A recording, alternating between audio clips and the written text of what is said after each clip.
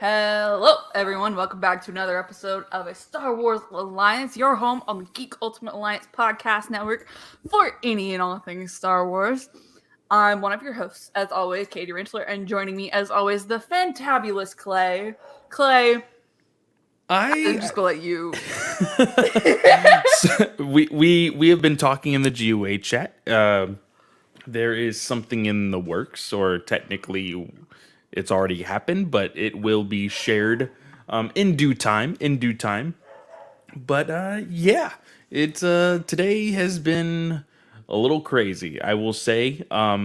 Besides what we just talked about, today I legit I don't know if it's the lack of water that I have not been drinking or with the lack of sleep, but legit at work, my body just told me, hey, you should sit down. And I was nowhere near a chair, so I sat on the floor and I fell asleep. Like my body legit was just like, you need to shut down. I mean, you have been going in overdrive for a while. Yeah, and and with the move and everything, I think my body was just like, "You haven't had enough rest. Take it now." And legit, I am pretty sure that it was like almost an hour, and nobody within the same building knew about it. So you got That's you got paid to nap. I got paid to nap on a like it's not even a legit floor. It's like the like plywood floors that are like in like freaking like warehouses and stuff. It's just like that faux floor type stuff, Yeah. like literally plywood. Yeah. So I was legit just like sitting there sleeping apparently, and I woke up and I was like, oh, I told one of my coworkers and they're like, did you fall asleep or did you pass out? Because one That's of a good those point. one of those is just not good for you. And I was just like, I don't know, but I feel kind of well rested, so we'll see what happens. Yep. But I am excited to be back. This is my first official Star Wars Alliance in the new apartment. My setup is not ready yet. I plan on doing a lot more stuff this weekend to make it look all nice and snazzy. I want to say thank you, Katie. You sent me a lovely, well, like basically a home warming gift. Was the third installment of the Thrawn trilogy Mm-hmm. and Rogue Squadron, which I immediately bought the audio book form for Yep. it. That will be listened to this weekend. And I think I'm just going to listen to that every single weekend until I'm done. I'm really excited to get that in as far as reading.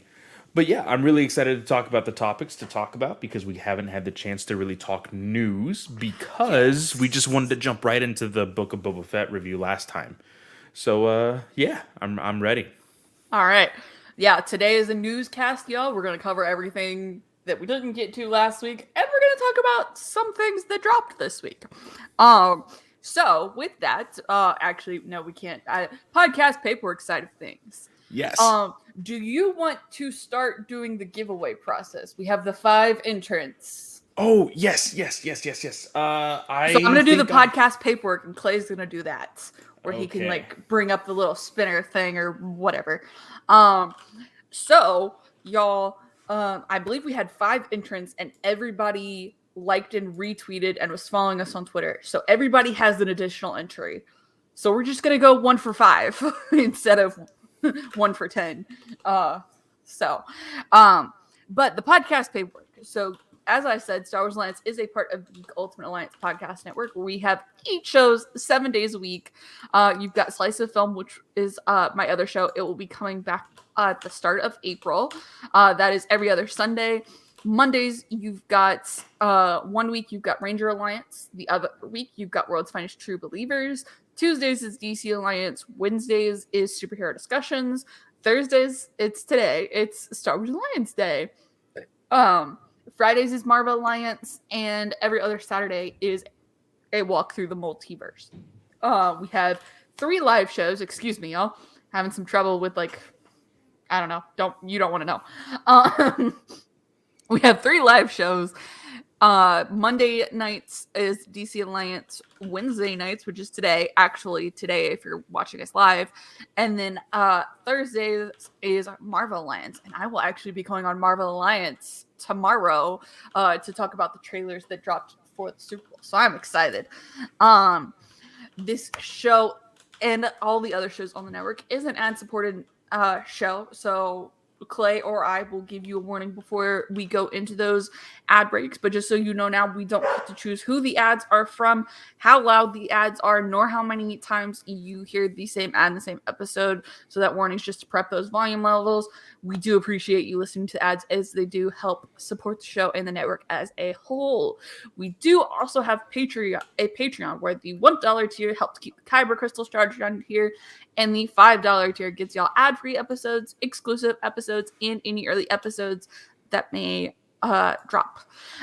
Next week, I should have the first in my Star Wars Legendary Conversations, where I'm going to be talking about Darth Plagueis, the 2 Darth Maul books, and then Rogue Planet, because I DNF'd Darth Maul Lockdown. So I'm adding a 4th one in there just to make my number of finished books go easier. And then the last week of February, I should have A Slice of the Duke and I, which is the first Bridgerton novel by Julia Quinn. And then I will have Star Wars Canon comic conversations with a special guest. So I leave that in the air. I think that's it. Is that it? I believe so. And so we've had 5 entries, correct? The Yes. 5 that we talked about earlier. Well, it's going to be pretty crazy because one of those is immediately knocked out of the US drawing and immediately is the winner for the international. Congratulations, Charlie, So right? Charlie, our of course beloved Canadian, you automatically win the international reviewer giveaway for the $100 gift card to Organic Price Books. That is pretty awesome, Charlie. I know that you are a very beloved reader. This is the perfect chance to either save up for that beloved, giant trade of Radiant Black when it eventually someday comes out, or to get whatever you want with that $100. Organic Price Books is a great, great website. People, y'all need to go check them out for all of your collected omnibuses and trades needs that you, of course, always need. So that leaves us with John, S-Bubs, Lonnie, and Chris. Chris is the latest one that you had told me about. Yep. I don't know who he is. I don't He is believe it's... from Minot Manor. Ryan, Okay. the main guy from Ryan, the main guy from Minot Manor came on for our Rising Storm review, so he is the second in command at Minot Manor. Okay. So what I'm going to do is I'm going to go ahead and share my screen All right right. over here. And because all of them liked and retweeted the shared tweet, they each get an additional entry to this drawing. So each one of them has their normal name and each one of them has a 1.5 to their name. And I'm sorry that this screen is so bright and text is so small, you guys can barely see that. Let me Control see. squiggly. Control zoom in with your mouse. There you go. There we go. There we go. So I'm going to go ahead and randomize it right now to see who our winner is. Of course, drum roll. And let the odds be ever in your favor. And it's going to be Lonnie. Lonnie is our winner here today. He, of course, gets the omnibus for the Star Wars Old Republic Volume 1 that is no longer in print. Lonnie, thank you so much for getting involved, to listening. I saw your message. You are starting to listen to our show, and we are very, very grateful for that. So thank you so much.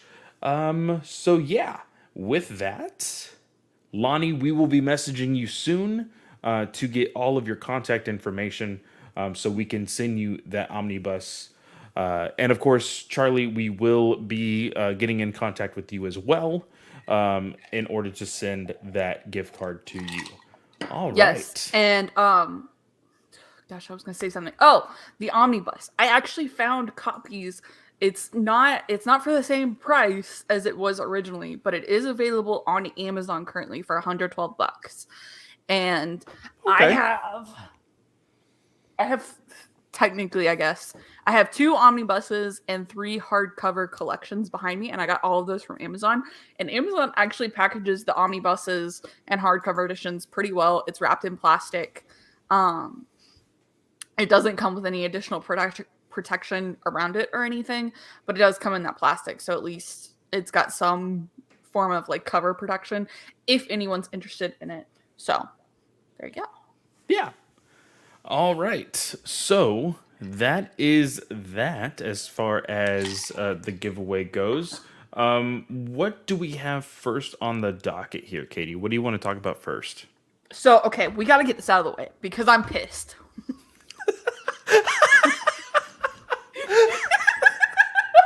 I love how you're just like "Ah," just jumping right into the angry. I love it. So why are you pissed? What's going on? Because Star Wars doesn't know how to promote their shit. And you think I'd stop being surprised by this point. But why? Okay, so people pulled up the statistics and there has been one Super Bowl where Star Wars has been promoted. What And when was it promoted on the Super Bowl? Solo. It was Solo, a Star Wars story that was promoted at the Super Bowl. That was the first time anyone saw footage from Solo. Oh, okay. Okay. And Christopher Evans is here in the chat. Hello, Christopher. And he says anger leads to hate, though. But I feel like if I get my anger out of the way, then I just get to enjoy the rest of life, you know? Like, just go ahead and knock it out of the park. Like, I am a huge Star Wars fan. I'm never gonna give it up because, like, the two bookshelves I have here, 1.5 of the two bookshelves is Star Wars books. So I'm never going to give Star Wars up. But that doesn't mean I can't be pissed. And just because I'm a Star Wars fan does not mean that I don't want to see promotion for these shows that deserve it. These shows absolutely deserve it. And I'm gonna call it bullshit. I saw bullshit on the Twitter feed where it's like everyone on Twitter is complaining about not getting promotion for a show that they're gonna watch regardless. And yes, I'm gonna watch it regardless. But do you know there were several people on Twitter today who said that because of Disney's lack of promotion, one of them didn't know Book of Boba Fett was even a thing until the end of January. Right before like the last two episodes of Book of Boba Fett aired. And another found out about Book of Boba Fett Christmas Day when they just had the TV playing. And she had Disney Plus on, and she was searching through things and saw Book of Boba Fett. I get it. I 100% get it. Now, I 100% agree that they don't know how to market. Now, these people that are like, oh, I didn't know this was a thing, or I didn't know this was a thing, or I didn't even find out about it until, this. Are those people that are still in the realm of fandom of Star Wars, or are they not? Because that's more important, I believe. My Is old boss is a diehard Star Wars fan. He and I would just go into his office and have conversations about Star Wars stuff. He did not know Book of Boba Fett premiered until I texted him and said, hey, what did you think of the first episode? And I texted him Christmas Eve. Because it was a Merry Christmas Eve. Did you see Book of Boba Fett? And he didn't even know it premiered. The man is a diehard Star Wars fan.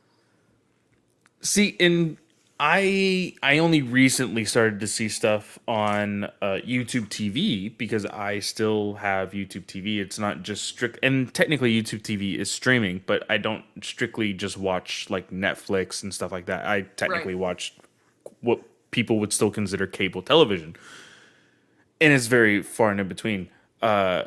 Recently, though, I think it was like at the earliest November of last year, I actually started to see advertisement for Disney Plus as a whole, not Mhm. necessarily just like specific shows.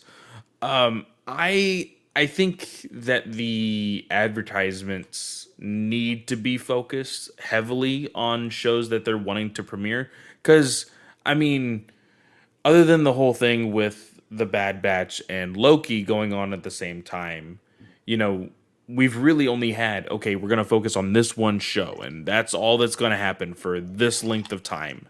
If you're going to do that, you need to lean heavily into marketing that one show. Mhm. And I know it's Disney, and I know that, they could possibly just be thinking, oh, well, the promotion is going to be through our fans. Every single episode is going to trend and blah, blah, blah, blah, blah. There's people outside of Twitter. There's people outside of Facebook. There's people outside of Instagram, I guess, would be the next social media platform. Like, I And just think that there needs to be a way for people to get to know these things mhm. because my uncle he watches Hulu and watches some of the streamers, but outside of that, he is not on any social media platform. Christopher Evans says, "Yeah, this seems to be the Disney Plus model, but I agree that it is not working." No, it's not. I don't think it is because although my uncle doesn't have any social media, he only gets he is just like your boss or like many others that we're talking about. He only finds out secondhand that he's Yep. only finding out later. He is not a part of the day-to-day conversations of the new episodes. He's catching up to everybody, and I don't think that's necessarily fair. I think that you know fans of this genre and of this franchise Star Wars needs to be able to find a place where they can be, I guess, advertised to. Yeah, and I think a big because it's like it's so hard because like Netflix, you don't see a ton of trailers for Netflix stuff.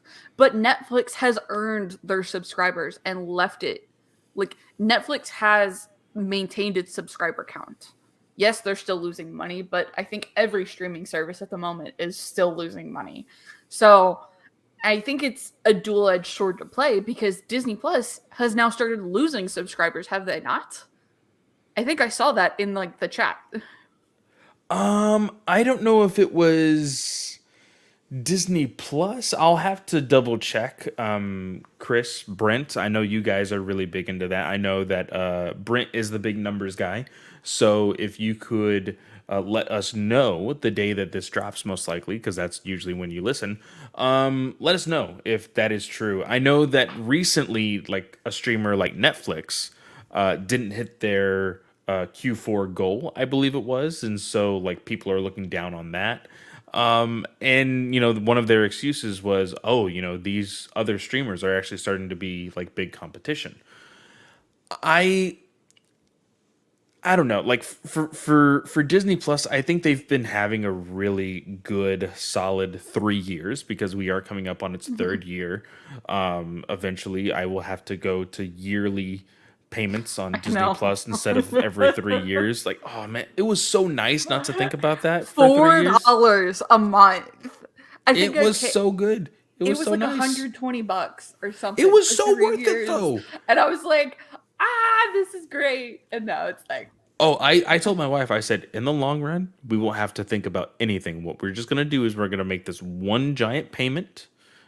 We're going to rip the band aid, and I'll never have to see that again for another 3 years. And then I'll do it again. And then when it was announced that I wasn't able to do it again, I'm, I'm not looking forward to November of this year. That's all I'll I say. know.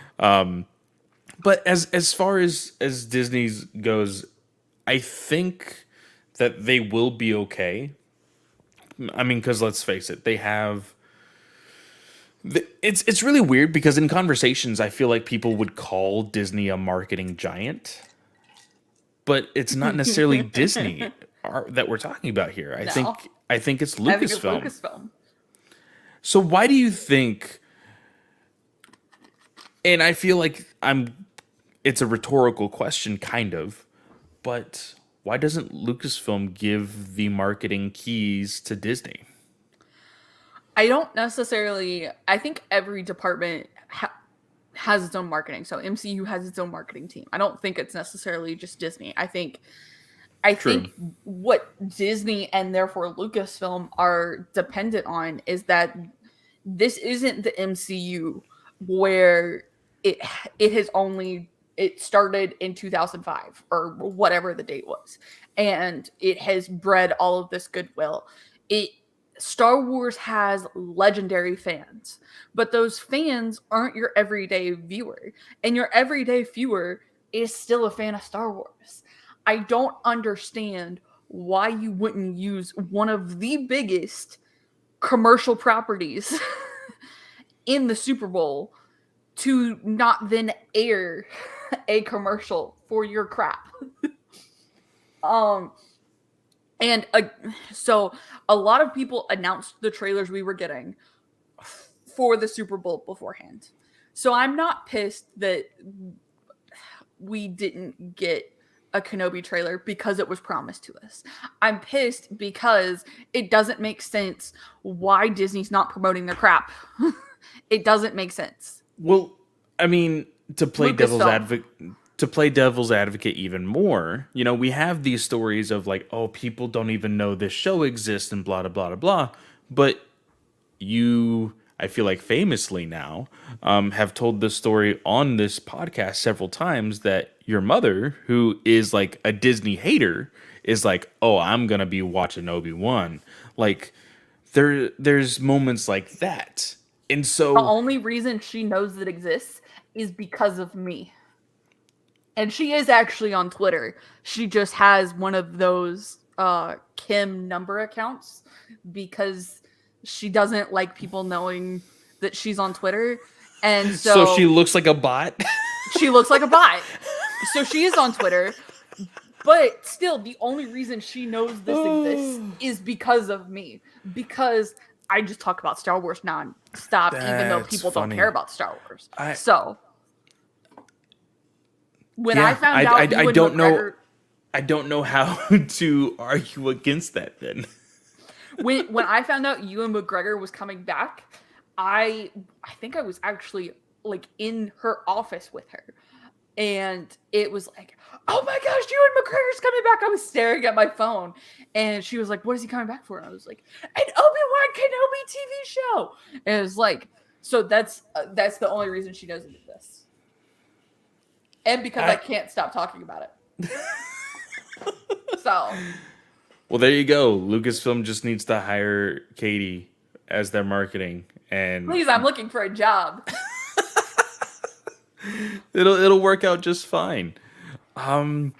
I don't know. I think S Bubs reminded me that how it feels to be a Star Wars fan. I am When we deep in depression. I am deep in depression. It has become a meme. I need it in HD. Um, I need to find out how to save that video I know. and just that 2 second clip because he did it. Asbubs, send it to me. Send that video to me. If you need my email, just let me know something. I need it downloaded in my drive for any time that I need to put it out there. And you put like the subtitles on it, and it just becomes one of those famous Twitter gifs where we can just use it for anything.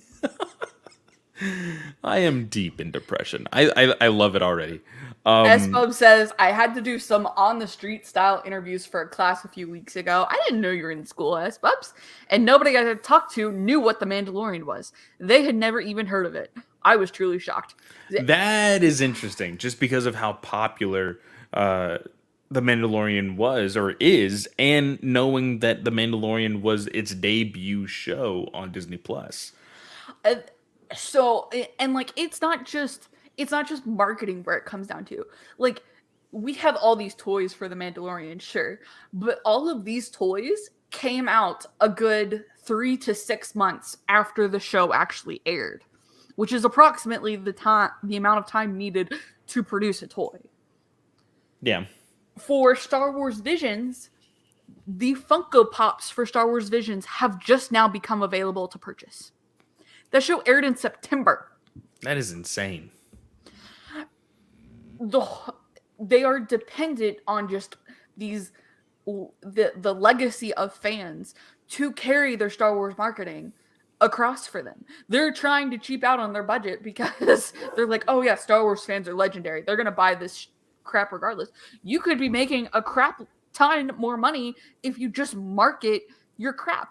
You know, the MCU has toys available before the movie even airs. I've seen several Doctor Strange Lego sets. Heck, there's even like Thor 4 toys that are like available for pre-order, and we've seen pictures of the boxes. That movie's not out until December. Again, we know it's stupid, but we know that like Lucasfilm likes to keep things close to the chest, as if like nobody knows these things exist, right? It's like, oh, nobody knows Kenobi is even a thing until we announce it. We don't know. Nobody knows it's a thing until we show them the trailer. Oh, nobody knows it's a thing until the day it drops. Like that's how they treat these things, and I think it's a little silly. And we're probably going to get a Kenobi trailer, and it is going to premiere in the middle of the week on Good Morning America at 9 a.m. Because now we're past football season to where they can use football season to promote their crap. I'm not going to watch Monday Night Baseball. I hate baseball enough. I'm not even watching baseball. I hate watching baseball on TV. Let me rephrase that. I don't mind watching baseball in stadium, but I'm also a softball person, and softball moves a lot faster than baseball. Yes, it does, but I love baseball. Baseball is the best damn sport. I do love baseball, but not on TV. It's just way too slow. So I'm not going to watch baseball for a Star Wars trailer. I have my boundaries, y'all. But S-Bubs meme that. I have my boundaries. And it blows my mind because it doesn't feel like marketing is that expensive for Lucasfilm to where they can't just go, okay, you know what? Screw Kenobi trailer. Here's what we've got coming for this year. And maybe it's because they think they were going to do it, and Solo dropping the trailer that day, and then Solo screwed the pooch. But that was a whole other marketing conversation. But Solo screwed the pooch, so they're like, oh, premiering stuff at the Super Bowl is a bad karma, bad Mojo Jojo. I just want to see half the promotional effort that the MCU gets. I don't want to see TV spots out the wazoo. I don't want to see multiple trailers. I just want to see some fucks given. I want to see some fucks given. Because it just feels like, oh yeah, here's Star Wars. Here's some fun things.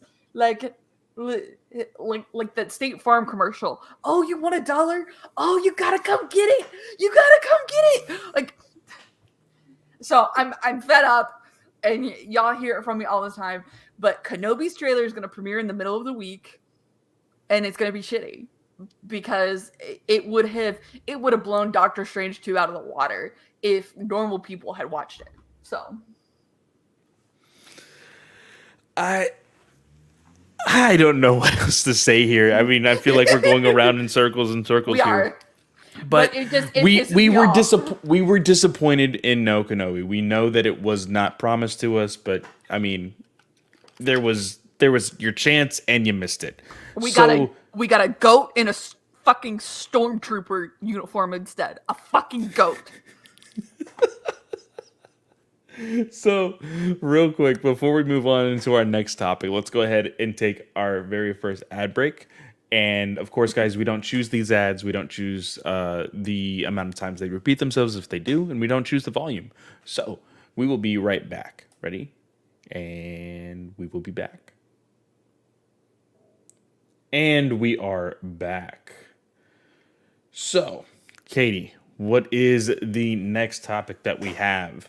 I think it would be our main topic, which is the live action show that is in the works, or where are we going from here? Um, yeah, I think it's the live action. There's a couple small things here and there. The Book of Boba Fett Chapter 7, the season finale, actually outdid The Mandalorian Season Yes. 2 in terms of Yes. viewership. That was interesting. I think though it is warranted, and the reasons being you have this great recipe for it. You Mm-hmm. have one, the Mandalorian, two, Grogu, aka Baby Yoda, because there are still people who refuse to learn this child's name and still call him Baby Yoda. You have again your Clone Wars fans jumping in with Cad Bane. Like you have all, and then you have, of course, the not promised speculation of like 30 different cameos in this episode that people Yep. were wanting to see either Kira or Solo or Lando or whoever. And I just think that although we were indifferent for this finale, there was definitely a reason why it did so well. Of course, though, it technically was, of course, because freaking Snell is going to still, throw it at us. It was 1 million below the Loki finale. Yes, we know this. But just wait. Just wait. Kenobi's coming and Ahsoka's coming. Like I am already telling you that Ahsoka will beat the premiere numbers for Loki. I am putting that into freaking concrete. It will do it. It will. So I I'm glad that it had the feat that it had to get these numbers. It just means that with the idea of what you were talking about beforehand, when you were saying Star Wars isn't necessarily like an MCU, well, the Book of Boba Fett just proved that Star Wars is on its way to become that. Because for people who love The Mandalorian, you now have homework. You have to go watch the Book of Boba Fett to even understand what's going to be happening in Mandalorian season 3.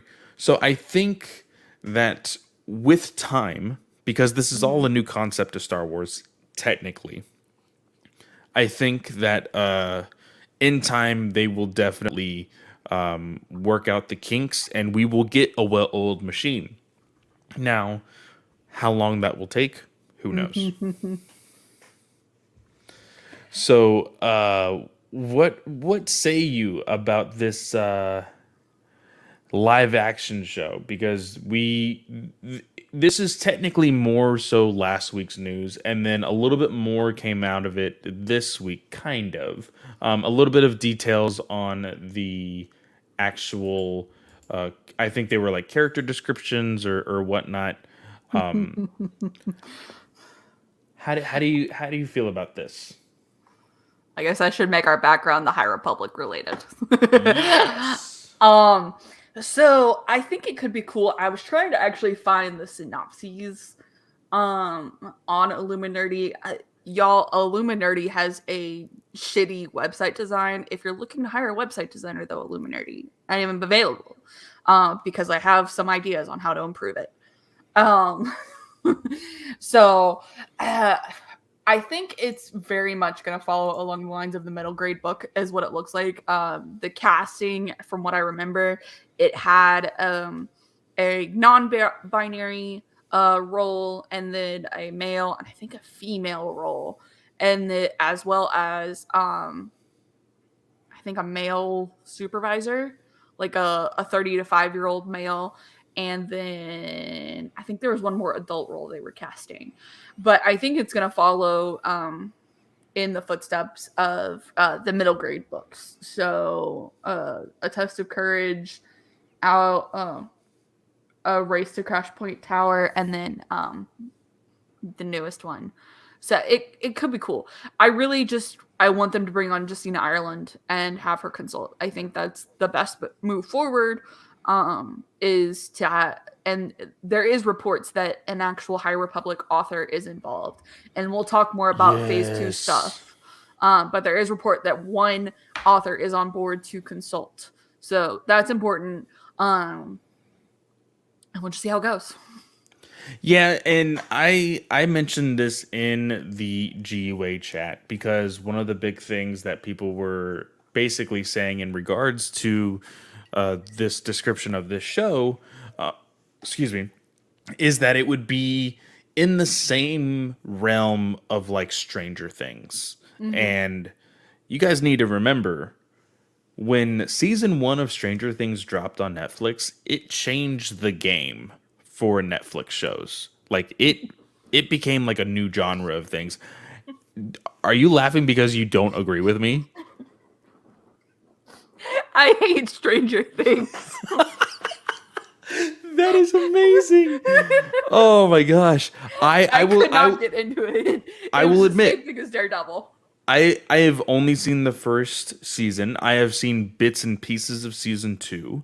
And I have not watched season 3. Is there a season 3? I think there is a season 3. It's on to season 4 right now. I have not watched season 3. It is on my giant to-do list as far as viewing wise for streamers.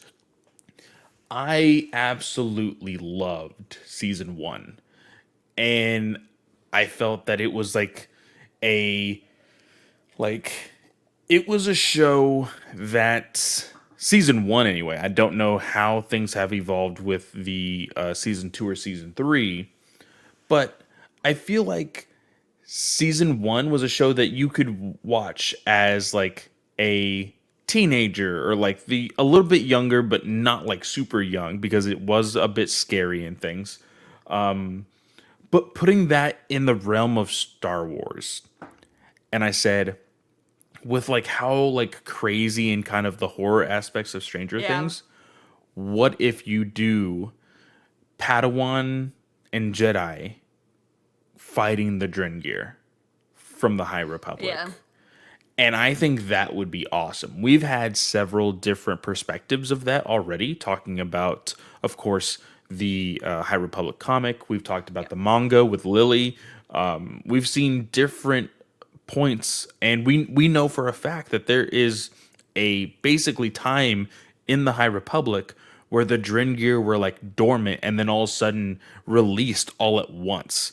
And so there were multiple Jedis in different locations fighting these off, and basically the Drengir were used as a distraction for like all sorts of craziness that happened during that time.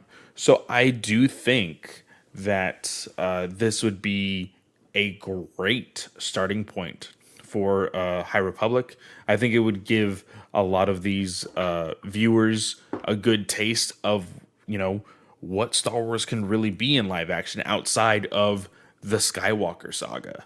And I think that is what I'm most excited about. Yeah.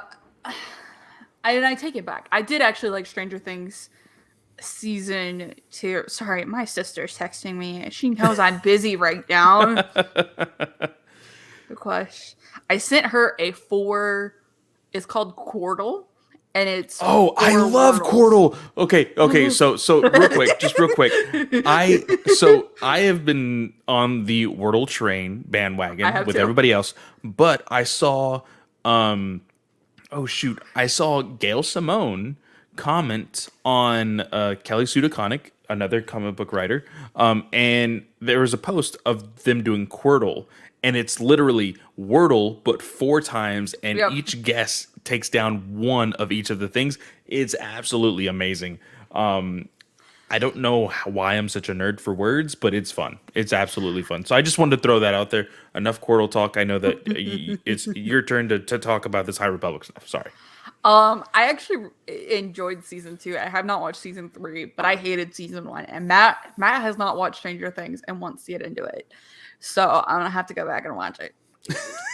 Uh, Oh, and also, just because we're on the topic, I want to actually clarify for Joe over there at Walk the Multiverse, talking about Netflix not giving out their shows on DVD or whatnot. They technically did. Stranger Things had a season 1 box set. It was really cool. Like it all flipped and stuff, and it made it look like an old school VHS. The only reason why I know that is because I was working at Target at the time.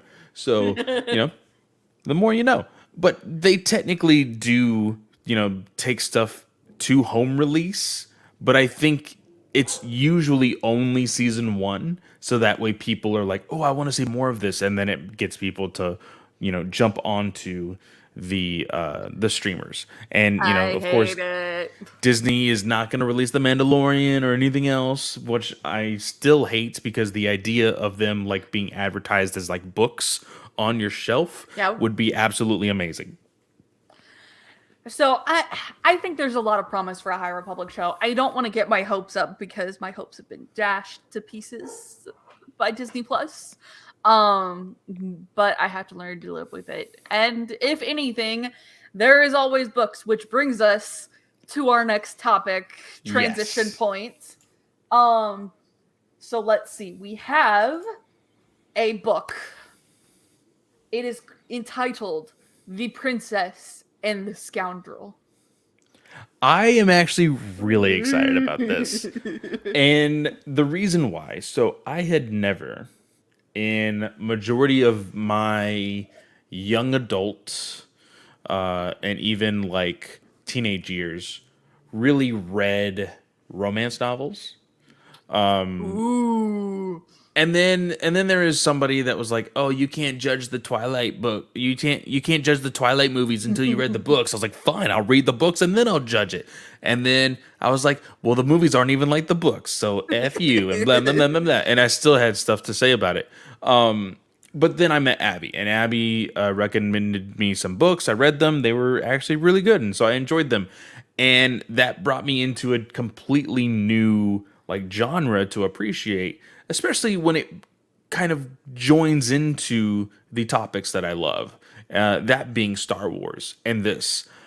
I didn't think this was a book that I needed until you sent it to me, and I was like, "Oh, what is this?" Right? Because fellow podcaster doesn't know we exist, but I absolutely love her because she is hilarious and amazing.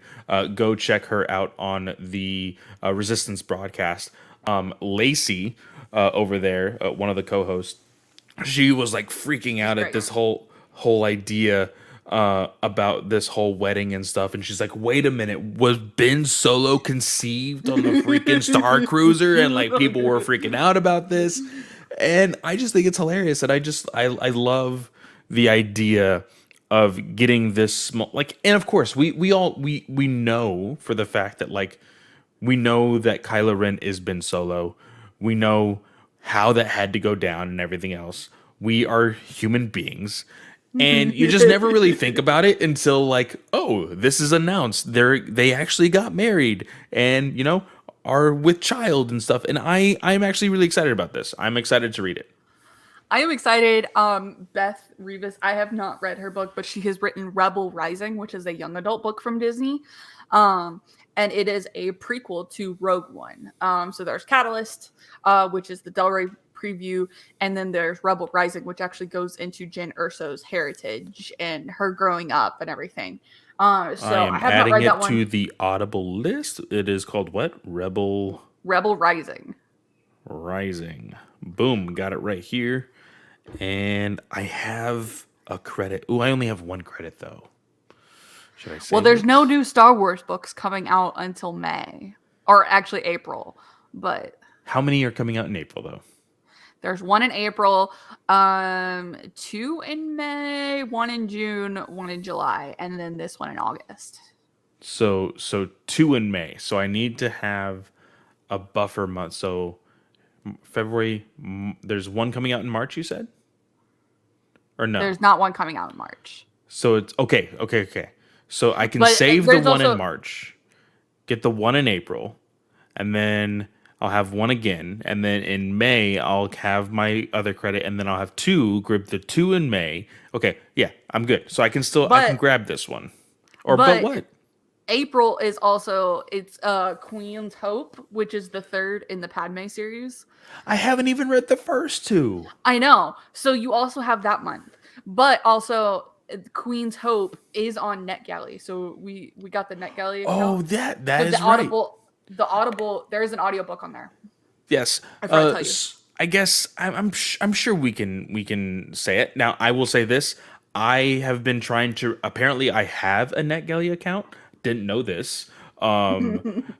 Unless somebody stole my identity and used the exact same freaking name that I have and my email, and it still won't give me the recovery stuff. So I'm gonna need to like get in contact with somebody. But you guys may get more book reviews from us than usual because we have now the opportunity to be reviewing some of these books. Now, there Yes. is no promises for each title. We will see how it goes, but we just want to be thankful for the opportunity to be getting these books possibly early or as early as we can possibly get them to read. I'm really excited about that. Yeah. So we have a. I am almost done with Queen's Hope, as a matter of fact. So, and Queen's Hope is what comes out in April. So really excited about that. I know a lot of people always haven't enjoyed E.K. Johnson's writing style. I'm excited if you get into it to see how it goes, to see what you think. But so that's kind of like a big overarching view. There is 10 non-High Republic Star Wars novels set to come out this year for Star Wars. I'm really excited That is insane. That is absolutely insane. because we only have through August. So we don't even have like there's typically like a November December book for Del Rey. And then I think the only thing we know for Disney is through May. So Disney Publishing, I think we'll get at least probably 2 to 3 more books to come from them. So, Now, and also, gonna knock on wood here on my desk. People are unfortunately still having printing delays and things like that. So hopefully nothing goes too crazy. But mhm. because of our opportunity, these reviews will most likely be 100% digital anyway. So there could be a chance that we still get those. But if there is a book delay, I'm sure that they will delay those reviews as well. So we shall Yep. see. But shout out to Lista from Disney Publishing for getting back to us and getting on the list. So Yes, she's great. so So excited about really it. thankful. Um, so that is that. So the Princess and the Scoundrel will come out August 16th. And I'm really excited. So there is one thing I wanted to ask you about. So the Galactic Star Cruiser is a plug for the Disney Galactic Star Cruiser park thing, and I forget what is it? Hylian? Hyrian? Oh gosh. No, no, no. It's the oh shoot. It was at the tip of my tongue. The Hycelian? Okay, that's okay. I saved the comic somewhere. Hang on. It's The HYC. I forgot how to spell it, but the way they phrase it. Halcyon. Halcyon. House. HALCYON. Okay, the Halcyon. Okay. So what about So it? that is the Star Cruiser that Han and Leia go on. And this is Okay, yeah, yeah, right after they defeat the Empire. And all of a sudden they have to build a new government and everything, but they just got married. And now they're gonna go take their honeymoon while the galaxy is still in chaos. So a lot of people were like, I don't feel like that is a good something thing. that I don't feel something like that they would do. yeah. Maybe Han would do it, but Leia, why would Leia do that? Yeah. And y'all, the Halcyon is very old. So the Halcyon Star Cruiser is a comic book that's kind of diving into the 3 different eras. Or no, it's diving into all 4 actually. It's got the High Republic prequel, original trilogy, as well as sequel trilogy. So it's going into all of them. So it's very old. But this is Disney's new park. They've done this before with Crash of Fates, and a couple other books where they plugged Batu. So what do you think about them plugging a park in a book? So I had heard this on two other podcasts that I listened to. And they kind of have like some people are worried about this because then there's just like, oh, everything's just an advertisement for Disney World. And I'm thinking everything Disney is an advertisement for Disney World. Like, let's be completely honest here. Like, when it comes to don't get me wrong, they're making plenty of money off of Disney Plus. They're making plenty of money off of, their movies, their merchandise and everything else. But just like the story that one of our co-hosts, Brent, talks about is, oh yeah, I was sitting in this theater about to watch a Disney movie. Technically, the MCU is Disney. And I mean, technically the one that he was watching was technically Sony, but the idea came from, hey, we should go to Disney World. And they made plans from it. Everything aims back at Disney World. It is their bread and butter. It is their moneymaker. I'm not going to be too mad about it. Now, if like it legit just becomes like a, hey, in the middle of a book, you see an advertisement for like legit Disney World, that would be weird and uncalled for and something that would literally not happen. Like, it just wouldn't. You could see at either the tail end of the book, probably on the back, or along with your purchase, you get like an advertisement on your receipt or something showing that this is connected to something in Galaxy's Edge. Mm-hmm. Simple enough. This isn't you're not gonna like it's not gonna be the basic idea of what boomers think is gonna happen when you open the internet and just like freaking advertisements all over your screen. Like it's not going to be like that. So I think it's fine. There's product placement everywhere in all of your movies and all of your comics and things like that. So I think it's fine. I honestly do. I don't think it's too big of a deal. Especially if they make it work. Now, if you say, hey, I want, because it's the same thing as Pirates of the Caribbean. Pirates of the Caribbean was literally a ride that they made into a movie. Wow. Like, and it became a giant franchise. So, I would have to say, unless this comic, this book, eventual movie, whatever you want to call it, for advertising Galaxy's Edge, as long as it's not like in the dumpster garbage, I'm gonna be fine with it. I don't think it's going to be that big of a deal. So I honestly think it's fine. But what about you? How do you feel about Disney making or Star Wars making a book about one of its rides? So this is Black Spire by Delilah Dawson. It takes place primarily on Batu, Galaxy's Edge. And it legit comes Star Wars Galaxy's Edge, Black Spire. Nice. So I still have not finished this one. I loved Phasma, which is also by Delilah Dawson, and this is technically a sequel to Phasma. I can't get through this one. Because it's bad, or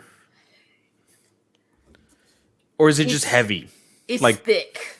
Yeah, okay. It's thick. Okay. And like a lot of the like there's some Star Wars books that are thick, but there's so much detail in this one just like trying to describe the park. And not like the park as in like the park, but like the land the park is based on. Yeah. And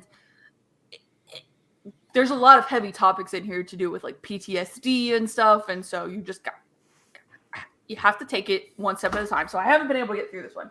But this one, A Crash of Fate. If you're looking it says for Galaxy's Edge at the very top. Yes, Star Wars Galaxy's Edge, A Crash of Fate. If you're looking for a good Star Wars romance, this one is by Zoraida Cordova. this is the one to read. And it is so good. Like, I love every minute of this, which makes me very excited to see Zoraida coming in to write the adult book for Phase 2, Wave 1, High Republic. But we'll get to that. Y'all, I don't know what my bangs did today, but I could not get them to fix. So we just going with it. I'm sorry. Which is why I get my headphones and I push all my bangs back with my headphones. That's why you see like this mess of hair just behind everything. It's disgusting. Because of my migraine disorder, I can't actually wear over the ear headphones anymore because they squeeze my head. That sucks. Yeah. So that's why I wear AirPods. But so basically my point with these two books was to try and say it depends on how it goes. Mm-hmm. A Crash of Fate does not dive into the landscape. It uses Batu as a landscape, but it doesn't try and make it the focal point of the book. Whereas Black Spire tries to make it a focal point of the book, and that's not the point of these books. And the point is to relate to the characters. You're exploring a land, sure, but if they do it right, I think it works. The first appearance for the Halcyon was actually in a book that hasn't come out yet, technically speaking. The Wave 3 middle grade book. Do you know what I'm talking about? I think technically it's a part of the news that we're going to talk about, isn't it? Isn't that Wave 3 stuff? No. The High Republic stuff we're going to talk about is Phase 2 titles. Here, let me send you this in the private chat. Okay, hold on. So, the Halcyon has made appearances. It's been used properly. I think it'll be used properly here. I trust Beth. Tom, the Del Rey editor, is working with her, and he trusts her. He said that the tension surrounding their need to go on the honeymoon is actually a big part of the book. So I'm excited to see how it plays out. Yes. See, no. I have this page. I have that. I don't know what you're talking about. What middle grade book were you? The middle grade by Justina Ireland that came out electronically, but did not come out physically. Oh, they're still calling its release date March 2nd. Jesus, really? It's the Mission to Disaster. Yes, thank you. Mission to Disaster. So it makes its full, fledged appearance there. But anyways, High Republic Phase 2. Yes. Before we do that, though. Oh yeah, let's go ahead and take our last ad break here. And of course, guys, again, don't choose these ads. Don't choose how many times they repeat themselves or the volume. So we will be right back. And we are back. So, Phase 2, High Republic. This was some juicy content. Of course, guys, if you want to follow along in the way we are talking about this stuff, our handy dandy note-taking is from this amazing website called Star Wars News Net. Really home of great the people. Resistance broadcast. Yes, it is. Really great people have all the concept art for these, the not final art of the covers that talk about this. So go check those out. But this came out on, and I actually need to watch these when they come out, but it's called The High Republic Show. Yes, and it is a bi-monthly show done by Christina Ariel.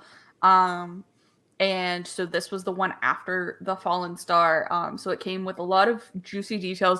I had not actually finished Midnight Horizon at that point, so I was worried about spoilers. So I haven't watched it either. But now that I finished it, that review podcast, Clay and I have to talk about when we're going to record that, by the way. So yes. But that one will be coming hopefully soon. So this one, we got juicy details on the art of Star Wars: The High Republic by Kristen Baver, who runs the Star Wars Weekly show, or This Week in Star Wars, excuse me. So she's writing that. She wrote the Skywalker biography in universe. So excited to see, but there's a lot of cool concept art. This releases September 27th, and it will highlight all parts of Phase 1. So that's cool. We got some good Marchion Row concept art, Wreath, and Comac Vitus, I think. I said Vitus because like Vitus. vitamin is so And VIT. Yeah. that's fair. So, the exciting part.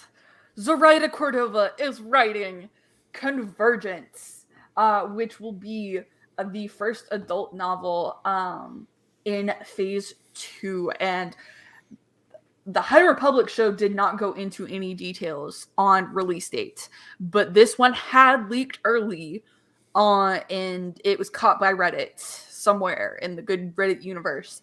And it is supposed to release October 4th. Yes. So that would be a good birthday present. However, I am very cautionary because I'm again worried about printing delays. So we'll see how this goes. But I'm super excited. Zoraida, if you're listening, I'd love to have you on the show because you're my hero for how you wrote Crash of Fate. So very excited to see her make her adult debut in Star Wars and her debut in the High Republic. Like, this legit made me so excited. I just noticed something in this whole announcement stuff, something that I completely missed. We talked about this several months ago with the fact that the rights to Star Wars, as far as the Dark Horse Comics is coming in for the High Republic Woo! Quest of the Jedi, written by Claudia Gray. Yes. This is super exciting to me. I did not see this on my first look through on this.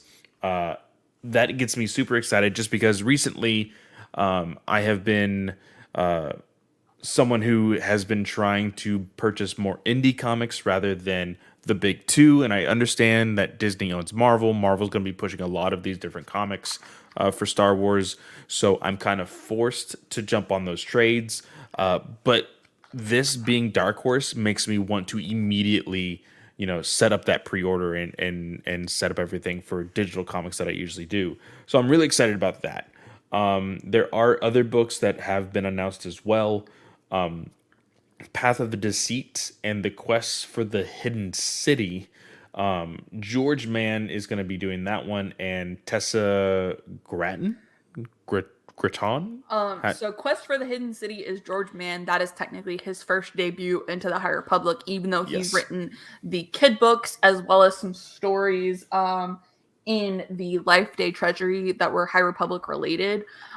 Tessa Gratton, as well as Justina Ireland, will be writing Path of Deceit, which is the young adult novel. So that's kind of cool to see. I think this is the first shared novel we're getting in a canon sense, because there was a couple in Legends universe. So it'll be cool to see how they balance that. The one author, and I can't remember her name for the life of me, and I can't find the press release, so I'm sorry. I'm very sorry. But there was 4 authors announced, right, for the addition to High Republic Phase 2. There was George Mann, I believe so, yes. Tessa Gratton, and Zoraida Cordova. Mm-hmm. I can't remember the 4th one, but she is also not mentioned in this. Are you sure there was 4? I'm sure there was 4. Okay, let me keep talking and I'll do some quick research. Okay. So it'll be interesting to see how this plays out. So Claudia Gray is writing Quest of the Jedi, which is what Phase 2 is called. So that'll be cool to see. I don't know if it's an all ages comic or if it's an adult comic. I'm trying to pull up the actual StarWars.com press release. Y'all, there was also, just as a side note, there is a Legacy of the Sith 10-year anniversary for Star Wars The Old Republic expansion. Clay and I don't do so games. this became a little bit of a conversation in the GWA chat. And I will be completely honest, it was a lot of buzz on Twitter when it came out. That the reason being, ever since the beginning of this game, Star Wars: The Old Republic, it's an MMORPG, just like that of World of Warcraft, DC Universe Online. What are some other Neverwinter? Just just your run of the mill MMORPGs. This came out, like Katie said, 10 years ago. This came out with one of the greatest cinematics that I have ever seen in video games ever. And it's amazing. I love these cinematics. They know their audience. And so they're going to, okay, we're going to push out as much as we can telling these stories. And that's usually what these do. If you watch the World of Warcraft cinematics, like they get people hyped for the next oncoming DLCs and things like that. This, I haven't played this game in 10 years. I played it when it first came out, and I was like, "Oh, this could be something that I can get into." But these games cost anywhere from $30 to $35 a month to get to play, to get these subscriptions to them. And, you know, I podcast four days a week. I have a 9 to 5 job. It's already hard enough for me to do everything else. To add a video game like that to make it worth it for $35 a month, it's I just don't have the time. So that's why I don't play it. But I will say, don't know what the hell is going on in that cinematic, but my god, is it gorgeous. I love this, like, just in that 6 minute trailer. I love that story. And I told this to Taylor Fields over there at Geekverse. I said, this is what I want from Disney. This is the kind of storytelling. This is the, like, in that same animation, if you could give me a show with that same animation on Disney Plus, do it. 100%. I'd be in for it. Especially, which I love the way, just I love Bane, and I just love the way he looks. I love how menacing he is. Now, of course, I have Mark Thompson's voice in my head for Bane. So when this Bane spoke, I was like, that's not Bane. I don't know who the fuck you are. But he's still such a badass. And so when everything goes down in this trailer, I was just like, this gets me hyped for a game I'm not even playing. This is amazing. And it does beg the question, why is it that in regards to what content we get in our shows and in our movies compared to what people can just make in a 6 minute trailer, like, why aren't we getting this stuff? I don't know. I didn't actually watch the trailer because I've never watched anything Old Republic related, so I'm sorry. Shoot me, y'all. Okay, Katie, I will say this now, because I know you shared it. See, I immediately thought that you watched it because you sent it to me. But I will say this, and I know, and I should have said something because I was like, she's not a gamer. Why would she send me this? But I know it's Star Wars related, so you're gonna share it anyway. I will tell you, watch it, because there's no context in the sense of like where this, like, because I'm sure that people who are playing the game, I'm sure they have been seeing this coming, and they know these characters that are in the cinematic, and so they're like, oh, this is the next part of this crazy story. We don't know what's going on in this other than the story that's in there, but it gives you enough context to know, like, oh shit, this is what's going on. And it's still great. So, Katie, I highly recommend that after this, it's just 6 minutes. Just sit down and watch it. It goes by super fast. I will watch it tomorrow after my interview. Nice. I will compromise. Awesome. I found the other author's name. Her name is Lydia Kang. Okay. So I found it in a Nerdist press release. But she is not mentioned for anything phase 2. So it'll be interesting to see if more stuff pops up. But maybe she's on a different adult novel that they just haven't announced yet. Maybe. I hope they bring out more books instead of just sticking with the 3. I mean, you brought on more authors. It would be great to see. And I want to see Cavan Scott write another fucking novel. Like, damn, The Rising Storm, I think, is still my favorite. Yeah. Though Daniel Jose Older came very close in Midnight Horizon. Midnight Horizon, I won't talk about it now, but the final pages broke my damn heart. They broke my heart. So, speaking of Daniel Jose Older, he will be writing an original graphic novel for Dark Horse, so it will be interesting to see if that actually comes out as a graphic novel or versus a miniseries. We will see how it goes. Kevin Scott, as previously mentioned, will be returning to write the Marvel High Republic series for Phase 2 when it relaunches, and Charles Soule will be working on a Porter Engel comic. So, it'd be interesting to see. There were some previews for the final comics for Eye of the Storm, as well as High Republic 15 for Marvel, and then the graphic novel number 2 by Daniel Jose Older. Or, no, I'm sorry, not the graphic novel, the manga from Older. Yes. So, that is all from that. The other pieces of news we have, y'all, it isn't much. I thought this was obvious, but Jimmy Smits will apparently be returning to play Bail Organa in Obi-Wan Kenobi. We knew he was going to be in Andor, but we hadn't heard anything about Obi-Wan Kenobi. I thought we had. I thought it was obvious, especially since Obi-Wan will be going to different planets. Clearly, he's going to be doing something Rebellion related.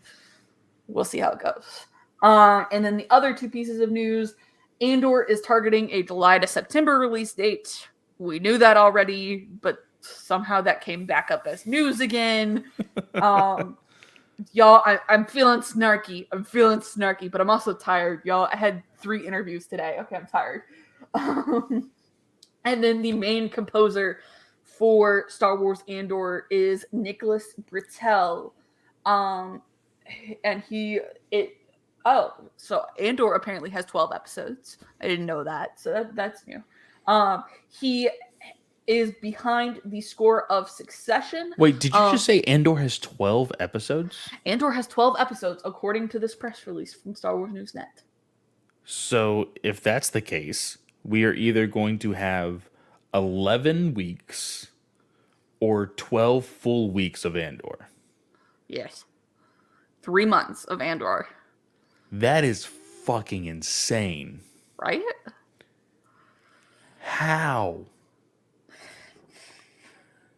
And you're not going to release this stuff? You're not going to promote this stuff? We're going full circle. I'm just going to try to stop. I'm going to try to stop. S Bubs is saying, I think we knew since the first sizzle reel that it was 12 episodes. Holy shit. S Bubs, I remember that sizzle reel. I don't think there was an episode count listed. Plus, we all know, aka Titans bullshit, that just because it's said in the sizzle reel doesn't mean they can't cut shit later. So, that may be why I may have blacked it out of my mind if it was actually, in fact, in the sizzle reel. But Bridgel is behind the score of Succession, which is on HBO Max. He has composed music for Oscar-winning films, including Moonlight and If Beale Street Could Talk, and he is currently in contention for an Oscar for composing the score for Netflix's terrible movie Don't Look Up. Good score, though. Terrible movie. I still have not seen it. Would not recommend at all. So, that is all the news, y'all. Yeah, it's getting kind of late. Like we said, we're getting kind of tired, and there wasn't a whole lot of big stuff to talk about. I do have a question that I will save for next episode's topic. But of course, you can always find me at Fanboy Clay on Twitter. Look into the bio. You can find all the shows that I'm a host of course, that being DC Alliance, Batman News Weekly, Ranger Alliance, and of course, Star Wars Alliance. You can find me. I'm on the Twitters. It's at Slice of Katie. This show you can find on Twitter. It's at Star Wars Alliance without the A in the war. It's very important. Don't forget it. And then my other show, which I will be asking y'all some questions. I asked the GUA chat. Oh, okay. SBub says he just watched the sizzle reel. They literally say 12 episodes, 12 scripts, over 200 named cast members. Well, shit. Huh. I don't remember this, and I remember watching This Is Real because I was like, this is all we're gonna get. I think I was at work when that whole freaking Disney investors call was going on, so I was in and out of that whole live stream.